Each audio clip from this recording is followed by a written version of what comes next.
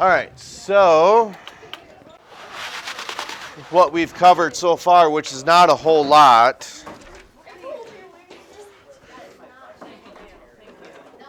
we do know that bacteria is important. We did discuss that yesterday. For some of you, okay, we talked about dairy products. Okay, with certain bacteria, dairy products is just not an option or a possibility.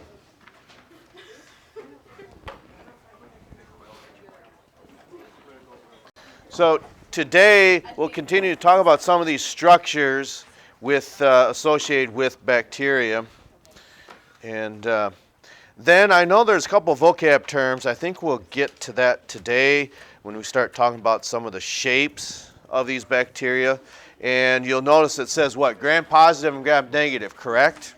Okay. And we'll talk about the importance of why that is. Okay. So we left off with chromosomes, correct? So we move on talking about chromosomes then. I said that backwards, didn't I?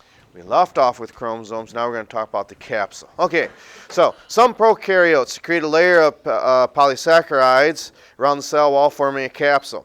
Illustrated in the capsule has several important functions, including preventing the cell membrane from drying out and helping the cell attach to other surfaces in its environment. Capsule also helps prevent bacteria from being engulfed by white blood cells and shelters cells from the effects of antibiotics. So when we talk about some of these becoming resistant, this would probably be why.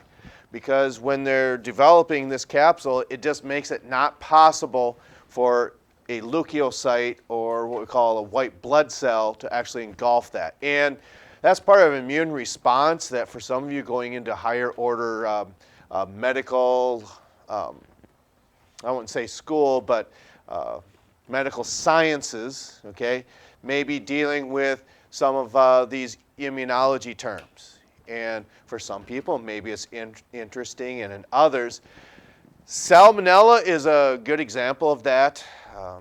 When you think salmonella, what might come to mind? Eggs. Okay, eggs is a good example, but even the debate, what came first, the egg or the chicken, okay?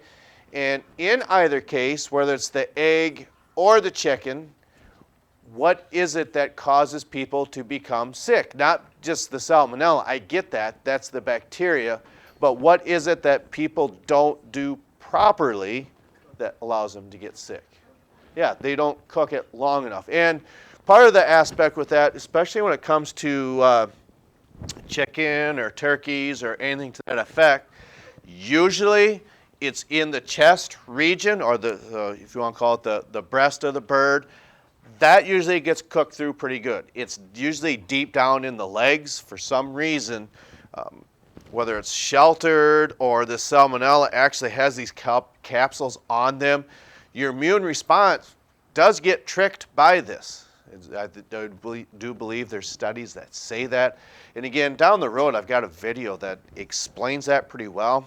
It's one of those superhuman body videos that maybe shown before this year. I think it talked about, who was it, George and his dieting. It's that type of a video where poor guy, you know, he likes his cheese and other things and other types of carbohydrates, but regardless, it's one of those series of that videos. And again, it's these darn salmonella that sometimes we set ourselves up for failure. And with that in mind, that's not the only type of bacteria that can cause problems when it comes to cooking. You've heard of it, but what might that be? Beef, hamburger. Hamburger is beef. So does anyone know what type of bacteria we're talking about there? Yeah, it's actually E. coli, where that is not cooked through enough. Sometimes maybe it's Taco John's, Taco Bell, maybe even Burger King, could be any one of those types of restaurants. It's maybe happened to a lot of people. Fortunately, I don't ever recall any time like that happening to me. But should that happen, whether it's a type of food that you might get this food poisoning, does that get ingrained in your mind that I cannot look at that? Then maybe about 2 months later, 3 months later, finally, okay, now I can consume that food again. Does that sound familiar? Okay, and is it hamburger or is it chicken or eggs there or bacon that can cause that? If you remember, what has it been for yourselves? Okay, beef. I've heard that with I think Taco John's. I've heard that with a couple of different individuals, not in here, but just in the past. So typically what happens is I'd be led to presume that either one, it's not cooked long enough, or it's one of the aspects back in the kitchen. Maybe it gets contaminated with something in that manner. So for anyone does anyone here work in a kitchen for a restaurant or anything to that effect? With what you've seen, would people in the surrounding area here, would they be shocked or surprised to see what goes on back in that kitchen? Shocked. Can you agree? Okay. Maybe some people, yes, maybe no. So, are you going to go back to the same place that you work and partake in that dining establishment? That's surprising. Okay? You?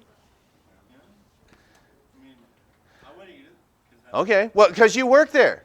That's what you think. Okay, but you disagree. Well, it's disagree. You just choose not to. Okay.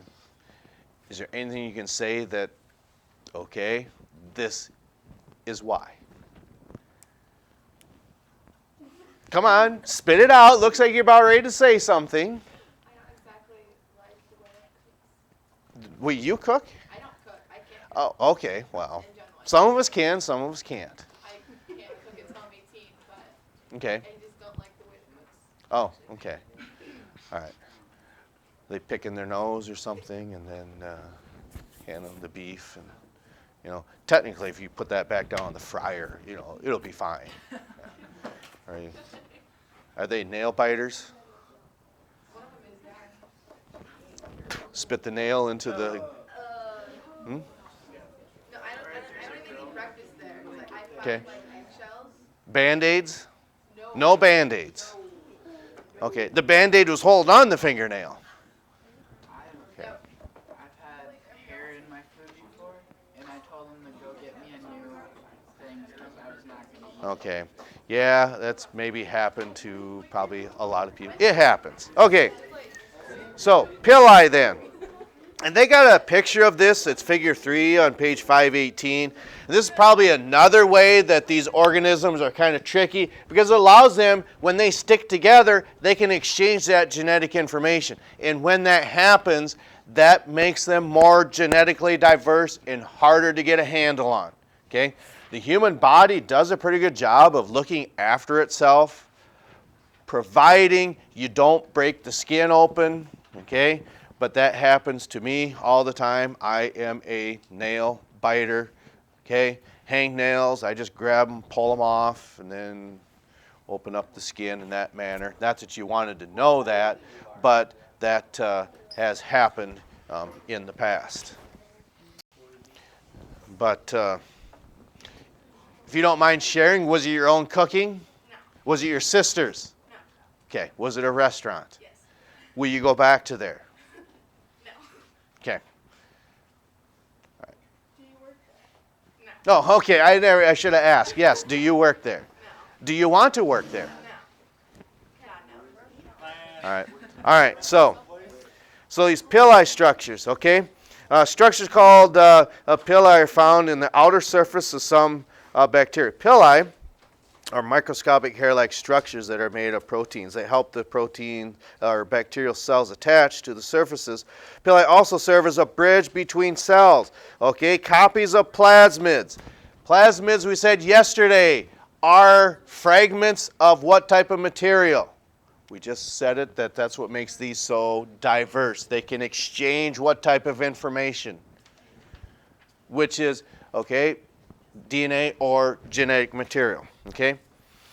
Providing, copies of plasmids can be sent across the bridge, thus providing some prokaryotes with new genetic characteristics.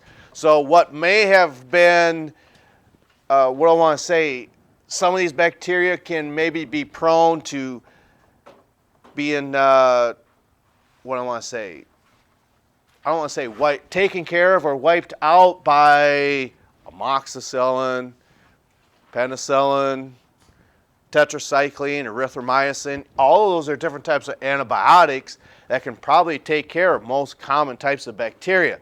But when these start sticking together and start exchanging their genetic information, they become just a little bit more diverse and eventually they may become tolerant to something that is trying to actually get a handle on some of these bacteria. Okay. So then this is one way of transferring the resistance to antibiotics, and that's what gets to be a problem with some of these, if you want to call them superbugs, I would be led to believe. Okay, we're not too concerned about the size, okay? So we've talked about the chromosomes, the capsule, the pili. Now we want to talk about the shape, okay? And let's see here. That is, I think you'd have to turn a couple pages. I'm looking where it's talking about the shape.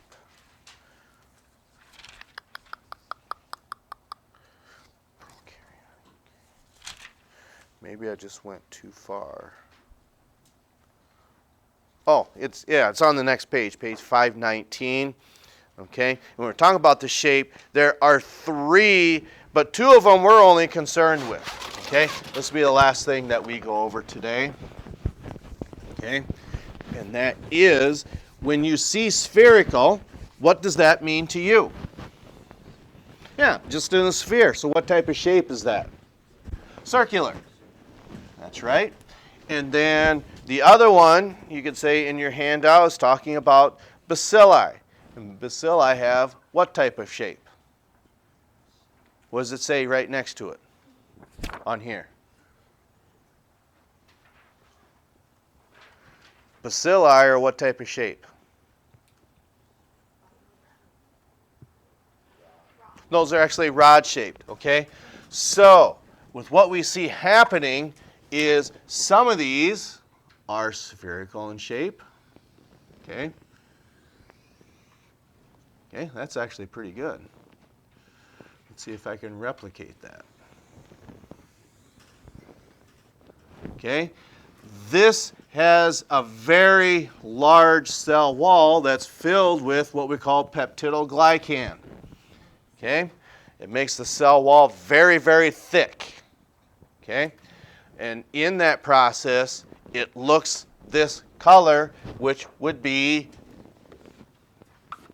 positive. Okay, that's one of your vocab terms, gram-positive and gram-negative. Okay, and then your spherical type of bacteria, or rod-shaped. Okay.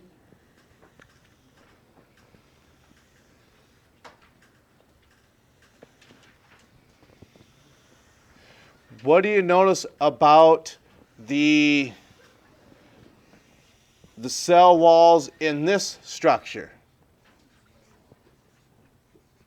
Like in these two cases, what's the difference between that one and this one? This one's much thinner, okay? And that's true with gram-negative bacteria. Now, you might think, if this is really, really thick, I'll bet you this is really tough for antibiotics to get a handle on. Do you think these are tougher to get? And this is, you wouldn't know this. Do you think these are tougher or these are tougher? You got a 50-50 chance. I would say the positive. Okay. Who says positive? Who says negative? How would you know that? Are you just waiting for people in the front to raise their hand? It looks more complicated. These? Yes, this is more complicated, okay, because it has that second cell wall to where, how many of you, it used to be like clockwork for me. It seemed like my first 5 years of teaching, sometime in January, it seemed like this always was an occurrence just like clockwork.